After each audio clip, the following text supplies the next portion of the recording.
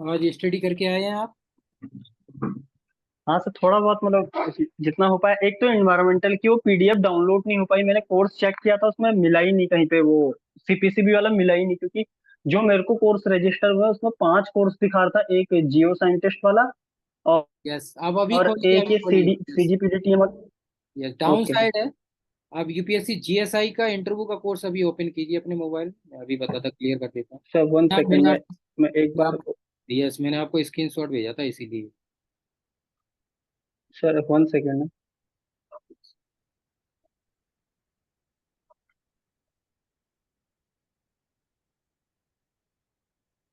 ये UPSC GSI interview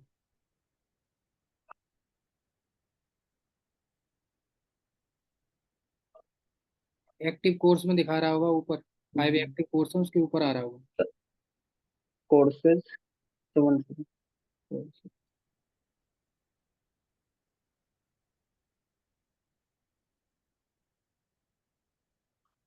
कल login किया था मैंने, इसमें एक्टिव कोर्सेज में 5 कोर्स दिखा रहा था, लेकिन हाँ, वो वाला नहीं दिखा रहा था। My my courses. Okay sir, 1 second.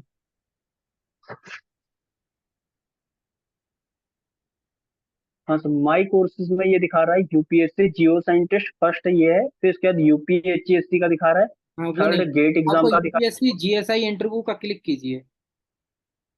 UPSC Jio scientist करके जो फर्स्ट नंबर पे आ रहा हाँ, इंटरव्यू।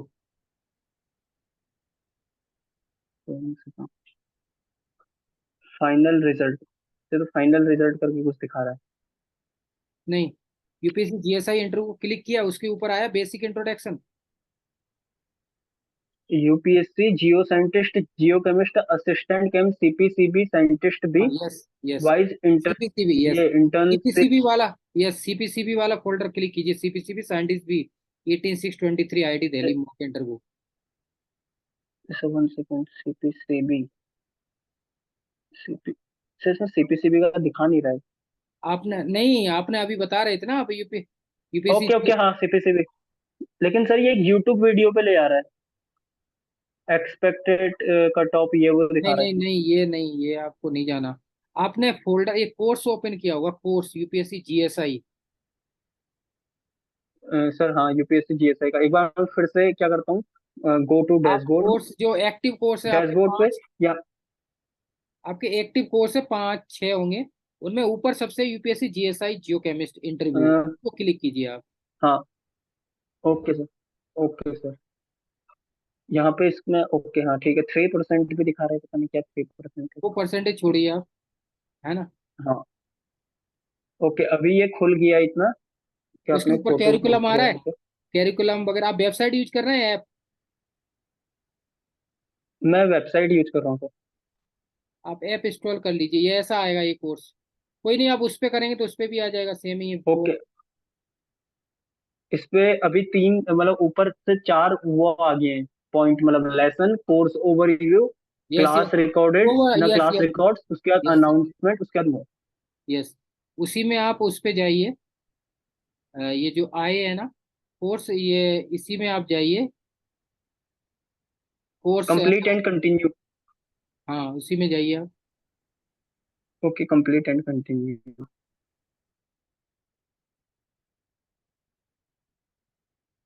फिर कुछ आया?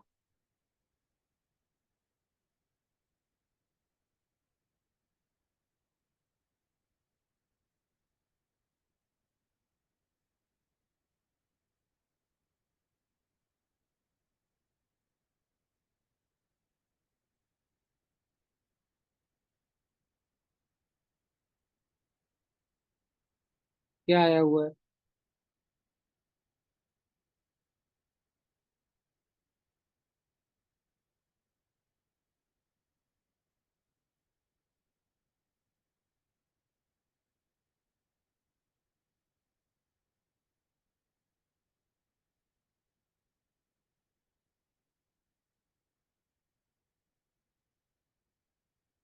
ओपन हुआ?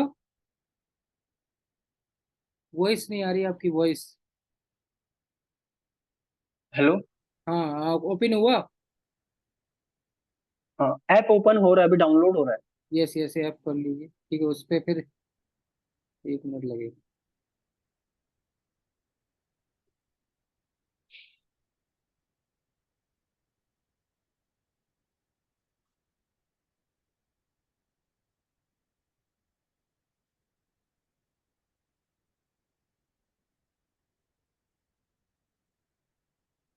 सर अभी डाउनलोडिंग स्पीड थोड़ा स्लो आ रही है, मतलब 26% तक ही डाउनलोड और कभी हो जाएगा। मैं क्या आपको अभी बता दूंगा तो प्रॉब्लम नहीं आएगी बाद में।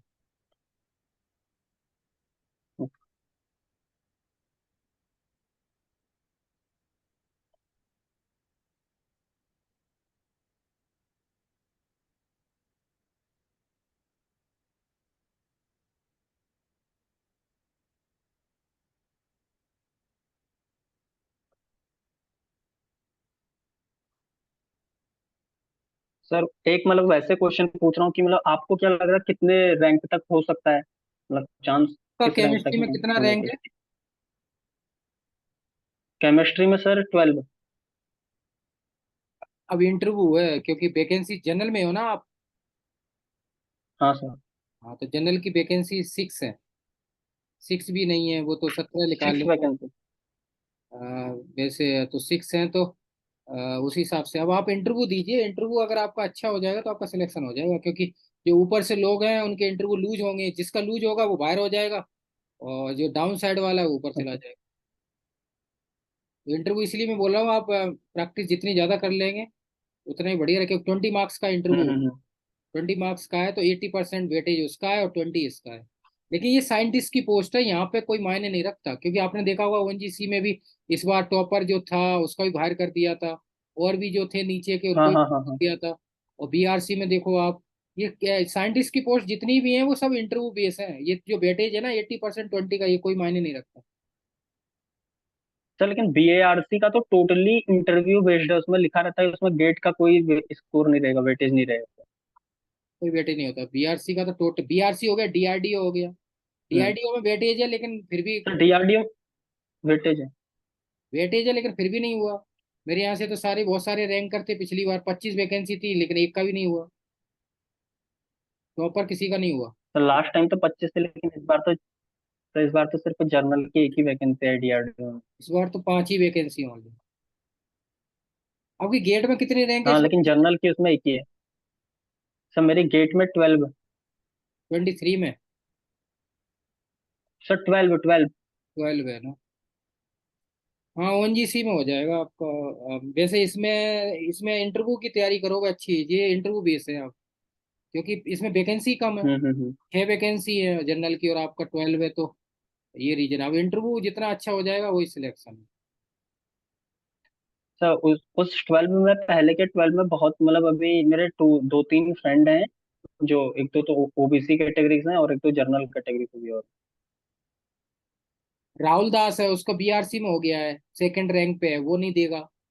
वो इंटरव्यू देगा नहीं, मना कर रहा था, तो वो अच्छा एक अच्छा। कैंडिडेट आपका हाँ, कम हो और गया। जिनकी जिनकी फर्स्ट रैंक है वो भी कहीं असिस्टेंट प्रोफेसर में लगे हुए हैं यूपी में। वो पहले अनमेश आईआईटी दिल्ली में ही एमएससी की उन्होंने।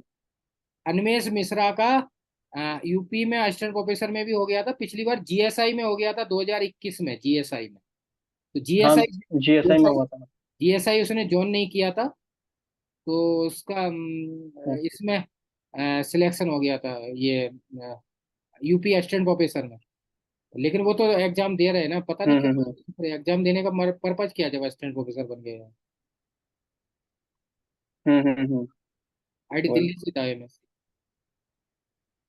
हम्म। हॉस्टल हुआ है, देखिए आप। Sir 1 second. सर 82%, थोड़ा इंटरनेट स्लो चल रहा, तो मोबाइल डेटा का यूज कर। वाईफाई नहीं लगा? तो वाईफाई बीच में लगवाया था, फिर काम कुछ होता नहीं है रूम पे तो हटवा दिया था। आप किस में पढ़ाते हैं कोचिंग, क्वांटा में?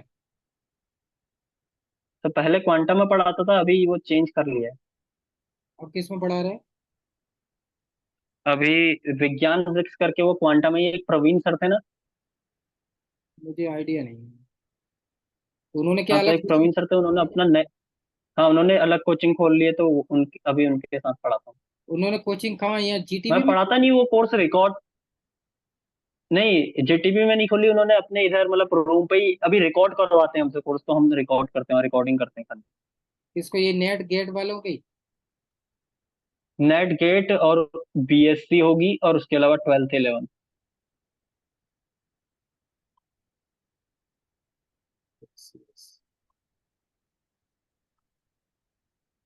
सही है।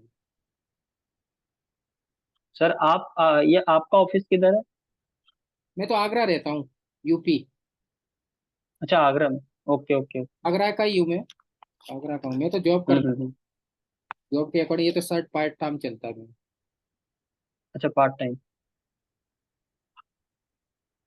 1 सेकेंड में चेक कर लेता हूँ। आई थिंक हो गया होगा। हाँ। सर इस साल जैसे वैकेंसी आई नहीं ओएनजीसी वगैरह की, तो अभी चांस है आने के, नहीं, या अगले गेट आएंगे। की तैयारी कर रहे हैं? वैसे फॉर्म नहीं, भर दिया है मैंने। किसका? गेट का भर दीजिए आप। लेकिन वैकेंसी, कि, वैकेंसी हाँ भर दिया। आएंगी। पिछली बार 36 थी, इस बार समथिंग 50 आएंगी वैकेंसी। आपका हो ओके। जाएगा ओएनजीसी, बस इंटरव्यू की तैयारी कर लेना, लापरवाही मत देना आप। हाँ सर। सर क्योंकि अभी मैं तो चाह रहा हूँ इसमें हो जाए तो ज्यादा बढ़िया रहेगा, क्योंकि ये हाँ, तो नहीं, मतलब काफी इसका भी, बढ़िया इसमें भी रेप्यूटेड जॉब ये भी इंटरव्यू बेस है आपका, और ओएनजीसी भी इंटरव्यू बेस है। पिछली बार फर्स्ट है। Rank okay. वाला है, 10 रैंक है, मेरे जानने वाले हैं। 18 रैंक है, 32 रैंक है, ये सब बाहर हो गए। 32 रैंक वाला ओबीसी में बाहर हो गया। ओबीसी में 95 सेलेक्ट हुआ है। विजय ओली यहीं का था, विजय ओली की 278 रैंक है, ईडब्ल्यूएस सेलेक्ट हो गया। एक लड़का और है ईडब्ल्यूएस का, हम्म। जिसकी रैंक शायद 700 है, लेकिन उसका फर्स्ट वेटिंग है ईडब्ल्यूएस में, क्योंकि उसको इंटरव्यू में 11 नंबर मिले हैं। उन सबकी इंटरव्यू की तैयारी कराई थी मैंने, 15-15 घंटे मॉक लेता हूँ। और एक मेरा भी फ्रेंड है जिसके ओबीसी में 226 रैंक का, उसका भी सिलेक्शन हो गया। पहले फर्स्ट लिस्ट में था वेटिंग की अभी, लेकिन वो वेटिंग लिस्ट क्लियर होगी उसकी। क्लियर हो गई? नीरज कंबोज करके है नाम। हम्म। वेटिंग क्लियर हुई है? हाँ वेटिंग क्लियर होगी, ज्वाइनिंग भी होगी। 238 वेटिंग क्लियर हो गई। हाँ, उसकी वेटिंग इसलिए क्लियर हाँ होगी दो सौ क्योंकि अड़तीस नंबर उसका इंटरव्यू में मार्क्स सही थे ना। जो लड़के को इंटरव्यू में फेल कर दिया है, उनका तो वेटिंग का कोई मतलब ही नहीं। ये हाँ सब, उनका वेटिंग में कोई मतलब नहीं। ये फेल कर दिए थे सब। 9 नंबर, 8 नंबर, 7 नंबर दिए थे इंटरव्यू में, तो सब बाहर हो गए। मतलब भी नहीं है दोबारा। हाँ अभी हो गया डाउनलोड।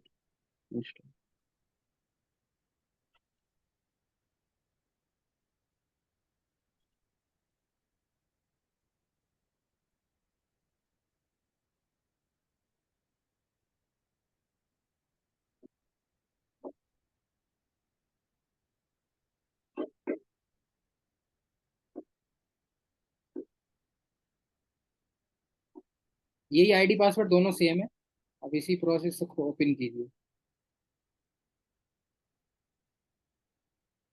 मोबाइल नंबर और उससे, हाँ दोनों से कर लिया वही हिमांशु, वही अपने आप सेम है जो खुल गया। आपने आईडी, हाँ। सेल्फ आईडी बनाया है ना, वही है सारा। हम्म। ओके इसमें चला गया। हाँ करिकुलम, हाँ इसमें आ रहा है, हाँ हाँ। हाँ, तो वही है। इसमें सब कुछ खुल रहा है। कैरिकुलम में आप फोल्डर अपना खोलिए, सीपीसीबी। उसमें 6 होंगे। मेजर है सीपीसीबी, उसमें माइनर है 6। ओके हाँ इसमें आ गया। Basic introduction 3, environment short note. Okay sir, हाँ अभी हो गया। ये पढ़ लीजिए आप 6। Basic introduction. ये पूरा उसमें ओके सर। सीपीसीबी का है, और इन्वायरमेंट में इन्वायरमेंट, इससे बाहर कुछ नहीं लिख लेगा। सब शॉर्ट है, मेरे ही ओके नोट्स, सर। स्किल के नोट्स है, तो कोई दिक्कत नहीं आएगी। Okay sir, thank you. है ना? ये कर लेना आप। इससे क्या है, इससे बाहर, क्योंकि हम्म आप यूट्यूब वगैरह पे जाओगे तो बहुत टाइम खराब होता है, वहाँ कोई मतलब नहीं। यहाँ मैंने सब कंटेंट वही हम्म लिखा है। बाकी मेरे पास बहुत सारे क्वेश्चन है, क्योंकि मैंने बनाए हुए हैं ये रहे, क्योंकि डेली लेता हूँ मॉक, इसलिए। जैसे अब हम हम्म। स्टार्ट करते हैं अपना basic. First of all, basic briefly introduce your self. So my name is Himanshu Apne. I am from Uttarakhand. I have done my schooling from Rajiv Gandhi Navodaya Vidyalay, Almora, Uttarakhand, and after I moved to Delhi to pursue my graduation in chemistry. And after that, I have completed my post graduation from IIT Bombay. That is in MSc Chemistry. And from last year, I am preparing for some government exam. Yes, good. Your name is Himanshu. What is the meaning of Himanshu? Sir बीच बीच में हिंदी में switch कर सकता हूँ, मतलब yes, English इतनी वो नहीं है। ऐसा, यस यस कर सकते हैं दोनों mix.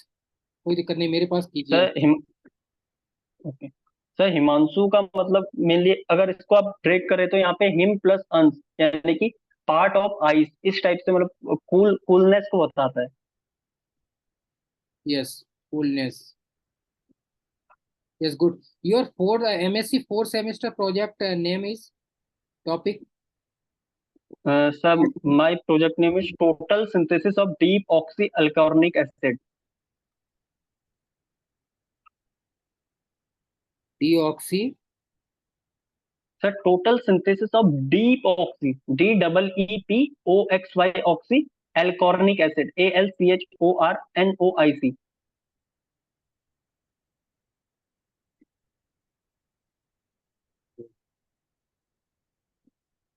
What is the uses of this topic for our society?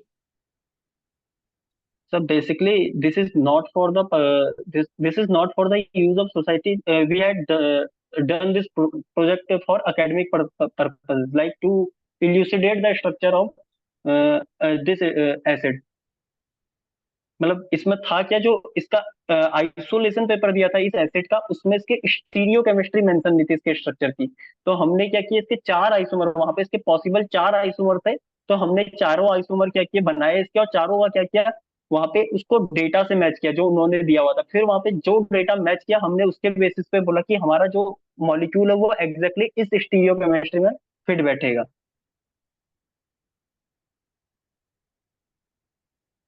Yes, good.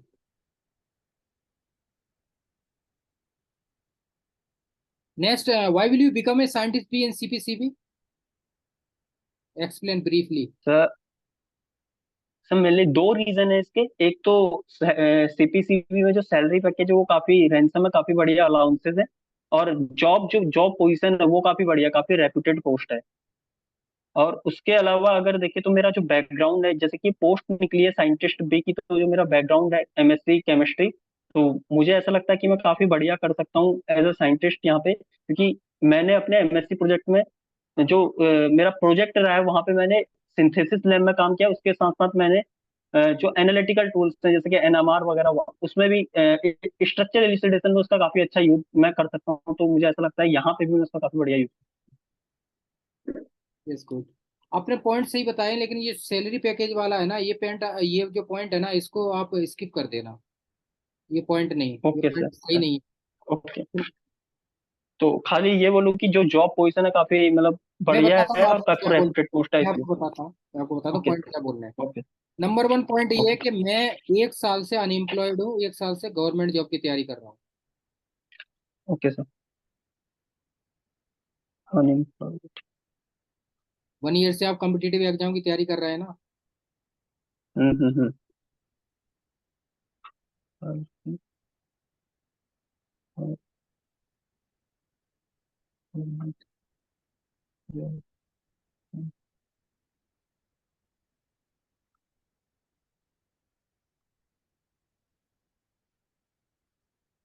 Yes sir. Yes. एक पॉइंट ये हो गया। दूसरा? दूसरा पॉइंट ये है कि मेरे अंदर इतना पोटेंशियल है कि मैंने रिटन क्वाली इतने एग्जाम क्वालिफाइड किए हैं। तो उसको देखते हुए मेरा ये पैशन है कि मैं साइंटिस्ट बनना चाहता हूँ, और मुझे अपॉर्चुनिटी मिली है, तो मैं इसको हासिल करूंगा। पोटेंशियल।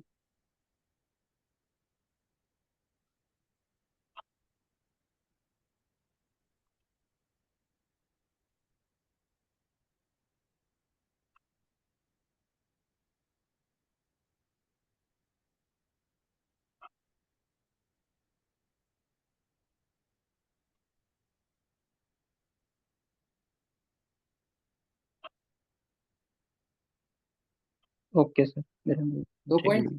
नंबर थ्री पॉइंट, हम्म। मैं IIT बॉम्बे से MSc हूँ। तो मेरा ड्रीम था साइंटिस्ट बनना। तो साइंटिस्ट बनना मेरा ड्रीम था, तो अभी ये मुझे अपॉर्चुनिटी मिली है CPCB में। तो मैं इसमें साइंटिस्ट बनूंगा, तो साइंटिस्ट बन के जो इंडिया में जो पॉल्यूशन हो रहा है उसको मैं कुछ कम कर सकता हूँ as a scientist. Okay sir.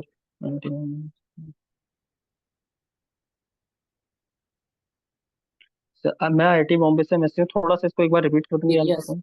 Yes. मैं आईआईटी बॉम्बे से एमएससी पास आउट हूँ, मास्टर्स हूँ। और मेरा सपना था साइंटिस्ट बनना। और अब मुझे साइंटिस्ट बनने का मौका मिला हुआ है, और मैंने सीपीसीबी में रिटेन क्वालिफाइड किया हुआ है।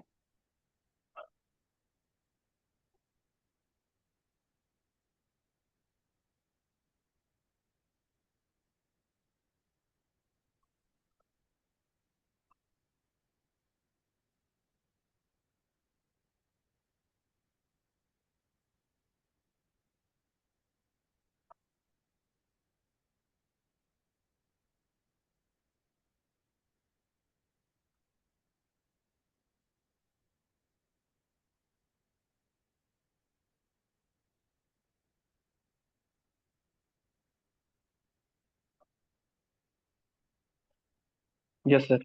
यस, रिटेन क्वालिफाइड किया हुआ है। अब मैं इसके बाद इंटरव्यू दूंगा, तो उसके बाद मेरा हम्म। सिलेक्शन होने का चांसेस है, और उसके बाद मेरा ड्रीम फुलफिल हो जाएगा। या मैं इस तरीके से लिख सकता हूँ ना सर, तो मैं इस मौके को पूरी तरह भुनाना चाहता हूँ, इस तरीके हाँ, से। ऐसा कुछ भी लिख या दीजिए। यही जो आपने। Yes, okay.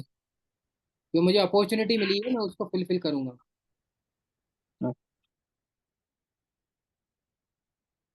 यस, 3 पॉइंट हो गए आपके। बाकी और भी ऐड कर सकते हो, मेरे फादर ड्रीम है, ये है वो, बहुत सारे ऐड हो सकते हैं, लेकिन ये 3 मेजर पॉइंट है, इनको आप याद रखिए। सिस्टमेटिक्स बोलना चाहिए हमें, ठीक है ना। ओके अब सर, इनको मैं नेक्स्ट। और बढ़िया से प्रिपेयर करता हाँ, और आप अपने और पॉइंट ऐड कर देना, लेकिन ये स्टार्टिंग ऐसी होनी हूँ। चाहिए, सिस्टमेटिक। नेक्स्ट ये है कि why they will be you selected in CPCB. वो जैसे मैं इंटरव्यूअर हूँ, मैं आपको साइंटिस्ट बी पोस्ट के लिए सीपीसीबी में क्यों सिलेक्शन करूँ? ऐसा क्या रीजन है? Can you explain what is the reason from your sir side? इसका भी मैं, सर एज सच इसका अभी तक मैंने कोई मतलब आंसर ऐसा सोचा प्रिपेयर नहीं है, किया नहीं है। सोचिए, मैं बताता हूँ आपको। हम्म। इसका नंबर 1 पॉइंट ये है ओके। कि मेरे अंदर पोटेंशियल है। मैंने CSI IIT JAM CSIR GATE qualified किया है। उसके बाद मैंने इसका रिटेन क्वालिफाइड किया है। रैंक बता देना, इसमें रैंक लिख देना, जिससे कि पता चलेगा कि आपके अंदर कैलिबर है, okay. Potential. IIT JAM CSIR GATE और इसका रिटेन क्वालिफाइड किया है। अब मैं इंटरव्यू दूंगा, तो मेरा जिस तरह से इंटरव्यू लिया जाएगा उसको मैं अच्छी तरह देने की कोशिश करूंगा, उस बेस पे आप मुझे सिलेक्ट करेंगे। Yes sir.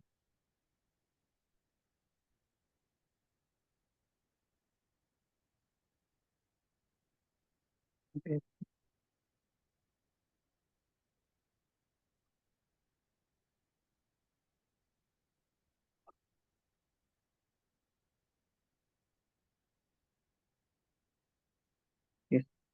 यस, ये हो गया, ठीक है। ये हो गए बेसिक पॉइंट आपके, ठीक है। इनको पढ़ लेना आप थोड़ा, अपना और भी बनाना आप, अभी तो चलेगा ओके अपना, सर। कोई दिक्कत नहीं है, ओ ठीक है ना। Okay sir. बाकी आप ये बताइए, सीपीसीबी के बारे में बताइए आप, अभी तो आप अपना चलिए।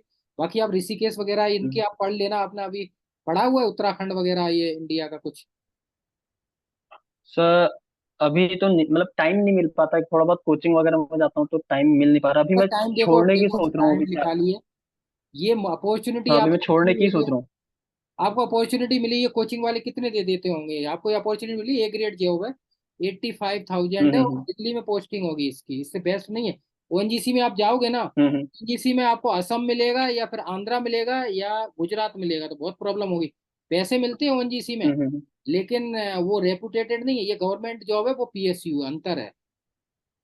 ये आप पूरा जी जान लगा दिए, आपका इंटरव्यू सही हो जाएगा ना, तो आपका सिलेक्शन है। ये हम्म। जरूरी नहीं ऊपर वाले का सिलेक्शन हो जाए, क्योंकि ज्यादा अंतर नहीं है, एक एक नंबर के अंतर है, हाँ एक एक नंबर का ID। ठीक है ना। तो ये आप उत्तराखंड के बारे में पढ़ा है आपने कुछ?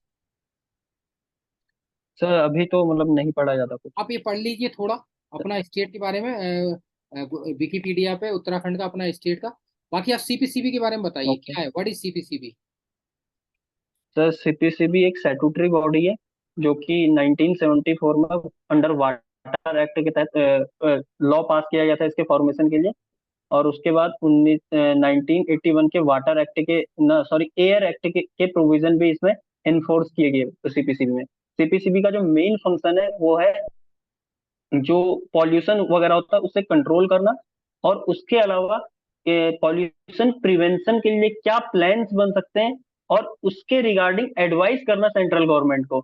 इसके अलावा सीपीसीबी का जो मेन फंक्शन, इसके अलावा जो मेन फंक्शन रहता है वो है जो स्टेट बोर्ड्स होते हैं उनको टेक्निकल असिस्टेंट प्रोवाइड करना, और साथ में उनकी जो डिस्प्यूट चल रहे हैं उनको रिजॉल्व करना। यस। सीपीसीबी किस एक्ट के अंतर्गत इसको नॉमिनेट किया गया था? Sir water prevention and control act 1974। Yes. Yes. CPCB है एक, ये सेंट्रल बॉडी है। एक सीपीसीबी और एसबीसीबी होता है, वो क्या है? सर सीपीसीबी सेंट्रल गवर्नमेंट के अंडर आती है, और जो एसपीसीबी है, sorry, state pollution control board होते हैं। तो वो मेनली एक हिसाब से जो अ, राज्य सरकार की जो पावर्स होती है उसके अंदर आती है, स्टेट गवर्नमेंट के पावर। यस। गुड। सीपीसीबी का चेयरमैन कौन है अभी प्रेजेंटली? तो ऐसा अभी ऐसा याद नहीं रहा, कल देखा था मैंने, नोट करना भूल गया मैं, कोई मतलब कुछ तन्मय आईएएस तन्मय कुछ कुमार टाइप आईएएस। का। तन्मय कुमार। हाँ तन्मय कुमार, तन्मय वो कुमार। जो मेरे 6 फोल्डर है ना, उसमें सब कुछ है। उसमें आप पढ़ते हैं ना, सब है उसमें, उसके बाहर कुछ नहीं जाए, ठीक है ना? Okay sir. और ये, और सीपीसीबी के बारे में क्या पढ़ा है, और बताइए कुछ सीपीसीबी। सर अभी ज्यादा कुछ तो नहीं पढ़ा, वेबसाइट वगैरह पे ये कुछ देखा था। उसके अलावा वहाँ पे जो लेबोरेटरीज है उसमें कौन कौन से इंस्ट्रूमेंट है ये वो चेक किया था। जैसे कि वहाँ पे मास स्पेक्ट्रोमेट्री, आईसीपीएमएस है, double MS, double mass spectrometry है, और ये मतलब इतना कुछ चेक किया था कि ऐसे जी याद नहीं। यस। बाकी और क्या पढ़ा आपने? सर अभी इतना ही किया है। अभी इतना ही किया हुआ है। आप ऐसा कीजिए, एनजीटी पढ़ा है आपने? एनजीटी, एनजीटी नहीं पढ़ा होगा। एनजीटी के बारे में भी मैंने उसमें जी। किया हुआ है। सीपीसीबी क्या है कि ये भी okay sir. Pollution control organisation है, और सीपीसीबी भी यही काम करती है, तो दोनों एक ही है। सीपीसीबी 1974 में बना था, और एनजीटी बना है, नेशनल ग्रीन ट्राइब्यूनल, ये 2010 में बना है। दोनों का फंक्शन यही है, फंक्शन ये ओके। है, प्रोटेक्ट करते हैं एनवायरनमेंट का। ये भी कर रहे हैं, वो भी कर रहे हैं, तो सबका वो पॉल्यूशन के रूप में, ये एनवायरनमेंट के रूप में। और ये है कि ये कॉन्स्टिट्यूशनल बॉडी है कि स्टेचुरी बॉडी है? ये स्टेचुरी बॉडी है जो रूल्स सर के। स्टैट्यूटरी बॉडी है। हाँ। आपको डिफरेंस क्या होता है कॉन्स्टिट्यूशन और स्टेचुरी बॉडी में? Sir I think statutory body को लॉ पास करके बनाते हैं, ऐसा कुछ है। Yes. Yes. Yes. Statutory body को लॉ के पास होता है, और कॉन्स्टिट्यूशनल बॉडी जब कॉन्स्टिट्यूशन बना था उसी टाइम पे इम्प्लीमेंट हुई थी। ये रीजन है, ठीक है ना? बाकी सीपीसीबी में ये है कि what air pollutant are monitored by CPCB. CPCB के द्वारा एयर पॉल्यूटेंट कौन से मॉनिटर किए गए हैं, कौन से नाम दिए गए हैं? अ, कुछ आइडिया है आपको?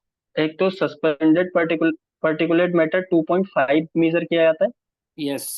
उसके अलावा एसपीएम 10 मीजर किया जाता है। यस। उसके अलावा SO2। SO2, sir NO2। Six major element है, 6 मेजर एलिमेंट है जिसमें सल्फर के ऑक्साइड्स हैं, नाइट्रोजन के ऑक्साइड है जैसे कि NOx, मतलब वो वेरी कर सकता है उनका कंपोजिशन। उसके अलावा यहाँ पे इतना याद है सर, यस। मतलब यस। ज्यादा फोकस कर नहीं पाया तो वो यस। पीएम क्लियर पीएम कर। 2.5, 10.0, SO2, NO2 और ग्रीन हाउस गैसेस, ठीक है ना? Green house. और जो जल वाष्प होता है, ऑक्सीडाइज जो वाटर होता है, वो और करते हैं, ठीक है ना? तो ये हो गया बेसिक चीज, ठीक है ना, सीपीसीबी का। अब इसमें बहुत सारे क्वेश्चंस बनते हैं। एक तो आपने अभी क्या स्टडी नहीं की हुई है। अब जैसे पॉल्यूशन है, पॉल्यूशन क्या होता है, how many types of pollution? सब पॉल्यूशन अनवांटेड सब्सटेंस, जब किसी भी, जैसे कि हम अगर एयर की बात करें तो अनवांटेड सब्सटेंसेस की, या जो रिक्वायर्ड सब्सटेंस है, कोई भी चीज अगर अपनी लिमिट से ऊपर चले जाए तो वो भी पॉल्यूशन है, और अगर वो उससे नीचे हो जाए तो वो भी पॉल्यूशन है। यस। तो कितने टाइप्स के होते हैं पॉल्यूशन, कोई आइडिया है? How many types in pollution? Pollution mainly यहाँ पे 4 टाइप्स के होते हैं: water pollution, air pollution, sound pollution, और एक और नॉइस पॉल्यूशन। Noise pollution. हाँ, noise pollution. Water, air, sound. Sir एक शायद सॉइल पॉल्यूशन है, मृदा प्रदूषण। Soil, yes yes, soil 5 type के होते हैं, यस। हाँ, और साउंड साउंड साउंड पॉल्यूशन या नॉइस पॉल्यूशन, जो मैं थर्ड में काउंट कर। Yes yes, soil pollution, yes. तो as a scientist, what is the solution from your side? How to control the pollution in India, in metro city?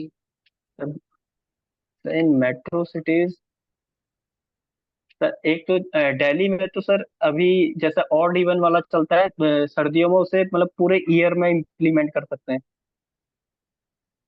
Sir. ये, लेकिन दिल्ली के अलावा जो मेट्रो सिटीज है वहां पे जैसे दिवाली वगैरह में ग्रीन क्रैकर्स को ज्यादा प्रमोट करके, कि दिवाली में मतलब यहाँ दिल्ली में तो कम्प्लीटली बंद हो जाता है, तो उसका कुछ कर नहीं सकते। लेकिन जो बाकी सिटीज है वहाँ पे उसे मतलब ज्यादा प्रमोट करके हम उसका वो कर सकते हैं। और इसके अलावा ऑड इवन वाला सिस्टम हर जगह इम्प्लीमेंट किया जाता है दिल्ली के अलावा भी। और उसके अलावा जो पब्लिक ट्रांसपोर्ट होता है उसका यूज बढ़ा के हम कर सकते हैं। और उसके अलावा इंडस्ट्रीज वगैरह जो होती हैं उनको उनके जो वाटर को डिस्कार्ड करते हैं वो इंडस्ट्री इंडस्ट्री पे ही रूल लगा सकते हैं कि वही उन्हें क्या करें, प्यूरिफायर लगाए बीच में, जिसकी वजह से वहां पे जो मेजरली पॉल्यूट करने वाले सब्सटेंस है वो इधर रुक जाए, एक और डिस्टिल होके मतलब वाटर जाए दूसरी। इस तरीके से मतलब कंप्लीट डिस्टिलेशन नहीं, लेकिन कुछ हद तक, जिससे कि लेवल जो है वाटर पॉल्यूशन और डिक्रीज। Yes yes. पॉल्यूशन और पॉल्यूटेंट में डिफरेंस क्या है? What the difference pollution and pollutant? So I think pollution तो एक फिनोमिना टाइप है, पॉल्यूटेंट जो है वो क्या है, जिनकी हम कंसंट्रेशन मेजर कर रहे हैं मेनली।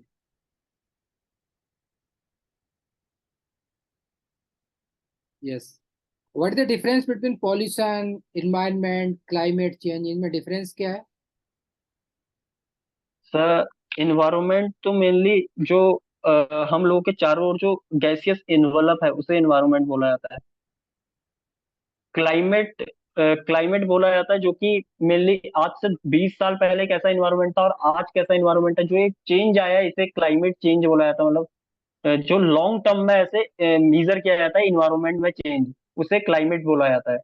और जब शॉर्ट टर्म में मीजर किया जाता है तो उसे मौसम या वो बोल दिया जाता है। और उसके अलावा मानसून चेंज, यस।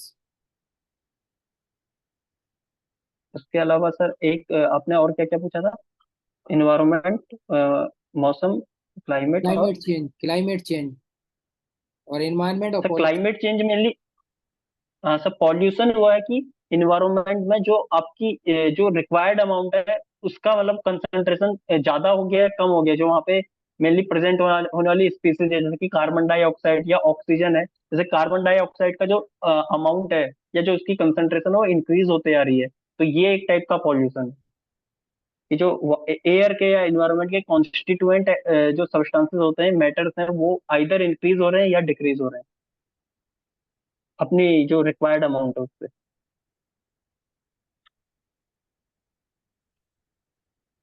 यस।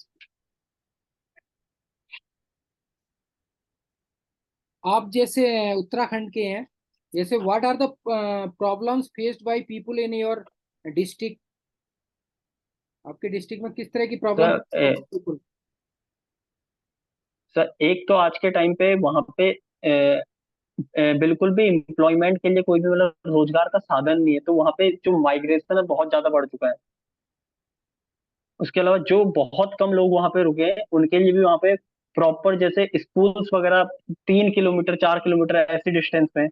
उसके अलावा हॉस्पिटल वगैरह वहां पे अवेलेबल नहीं है। उसके अलावा अगर मैं सर्दियों की बात करूँ तो कई बार, जैसे हमारे गांव में नहीं लेकिन हमसे जब थोड़ा सा आगे बढ़ते हैं तो वहां पे क्या होता है, सर्दियों में बर्फ बहुत ज्यादा गिरती है, तो वहां पे बाहर से जो लोग घूमने आते हैं उनके लिए तो सही है 3 4 दिन के लिए। जो वहां पे लोग रुकते हैं उनको अगर पानी पीना भी है तो आइस को मतलब गर्म करके, क्योंकि जो नल्स वगैरह होते हैं सब जैम हो जाते हैं आइस की वजह से। तो उनको पानी भी अगर पीना है तो मतलब गवर्नमेंट की ओर से फैसिलिटी नहीं मिलती है, बाहर से ही खुद लाएंगे, उसी उसी को गर्म करके पीते हैं। तो इस तरीके से काफी मतलब लाइफ टफ है वहाँ पे।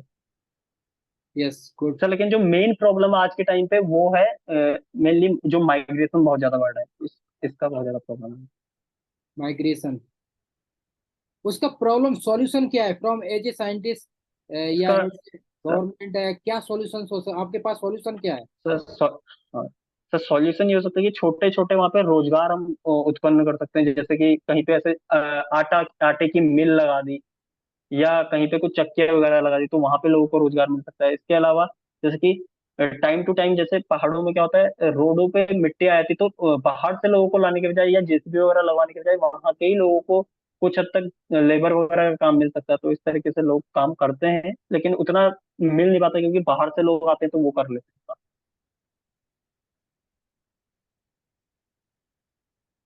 Yes. And what are the problem faced by people in your state? Uttarakhand में कौन सी प्रॉब्लम्स हैं वो बता सकते हैं आप? What's your opinion? Sir Uttarakhand में अभी रिसेंट में जो प्रॉब्लम है, एग्जाम्स एक तो बहुत रेयरली होते हैं। अगर मैं अपने पर्सपेक्टिव से एज अ यंग मैन, अगर मैं जैसे एग्जाम्स के पर्सपेक्टिव से बात करूं, एग्जाम्स एक तो होते बहुत कम, अगर उसके बाद हो भी जाते हैं तो एग्जाम वहाँ पे लीक हो जाते हैं बहुत इजीली। तो ये एक मेजर प्रॉब्लम है।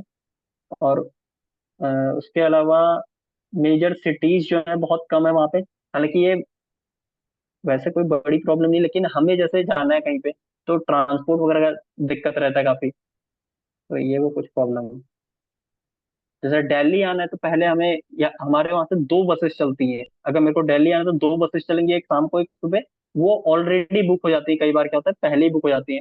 उसके अलावा फिर कोई साधन नहीं है, ट्रेन वगैरह हमारे वहाँ पे अवेलेबल नहीं है। अगर जाना है तो फिर नियरली 80 to 90 किलोमीटर जाना पड़ता है, और वो काफी मतलब टफ हो जाता है, मतलब संसाधन वगैरह की कमी है काफी इस तरीके से।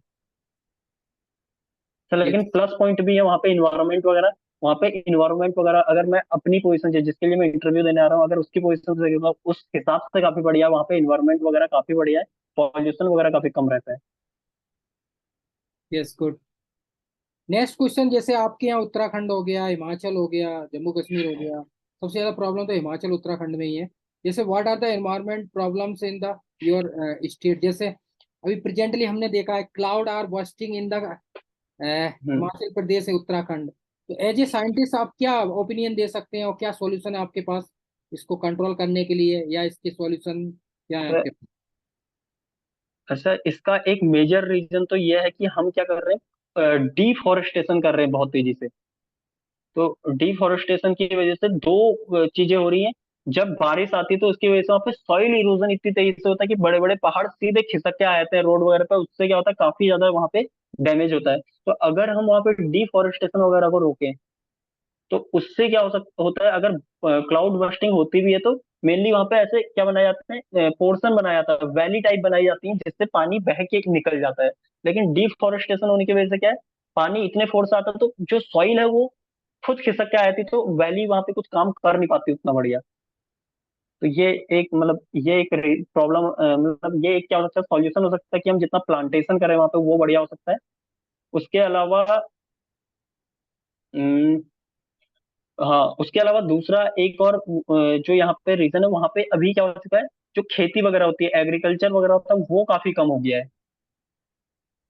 क्योंकि होता क्या है अक्सर, नजदीक में ही क्या है, जिम कॉर्बेट नेशनल पार्क है, तो वहां पे ब्रीडिंग वगैरह होती है। और उसके बाद जैसे मंकी वगैरह होते हैं तो उनको छोड़ जाते हैं वो, मतलब नियर बाई जो विलेज वगैरह होते हैं वहां के जंगलों में, वो वहां से गाँव में आते हैं और फिर बहुत उत्पात मचाते हैं। तो इस चक्कर में लोगों ने उनको भगाते भगाते परेशान होके खुद ही खेती छोड़ दी है। तो उसकी वजह से क्या हुआ, खेती की जो जमीन है वो बंजर हो गई है। और खेती की जमीन बंजर होने से होता क्या है कि जब हमारे यहाँ पे खेती की जाती है तो कुछ इस टाइप से सीढ़ीदार खेत होते हैं, जबकि एक खेत ये है आपका, तो उसके बाद दूसरा खेत क्या होगा, इस तरीके से नीचे होगा। तो यस। यहाँ जो खेत के किनारे के पोर्शन होते हैं, यहाँ पे क्या रहती है, घास लगाई जाती है, जो कि क्या करती है, यहाँ से आने वाली मिट्टी को ऐसे रोक लेती है किनारे पे, घास की जड़ें। लेकिन अभी क्या हो गया, पूरे रीजन में घास होने की वजह से जो यहाँ पे प्रेशर पड़ता है बहुत ज्यादा पड़ता है, जिसकी वजह से पूरा खेत टूट के दूसरे खेत के ऊपर चला जाता है। और उसके बाद फिर से यही प्रॉब्लम आती है, सॉइल